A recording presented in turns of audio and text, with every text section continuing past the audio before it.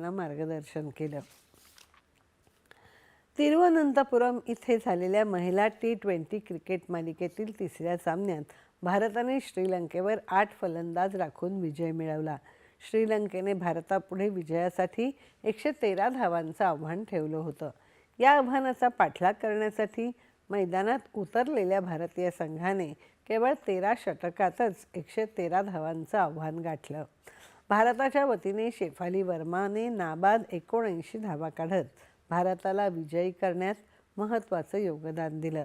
तत्पूर्वी सामन्यात भारताने नाणेफेक जिंकत प्रथम क्षेत्ररक्षणाचा निर्णय घेत श्रीलंकेला फलंदाजीसाठी आमंत्रित केलं होतं. यावेळी श्रीलंकेने इमेशा दुलानीच्या 27 तर हसिनी परेराच्या 25 धावांच्या जोरावर 112 धावा केल्या होत्या. भारताच्या रेणुका सिंगने नंबर 4 तर दीप्ती शर्माने 3 फलंदाज बाद केले. या 5 सामन्यांच्या मालिकेत भारतीय संघ सध्या 3-0 ने आघाडीवर आहे. हवामान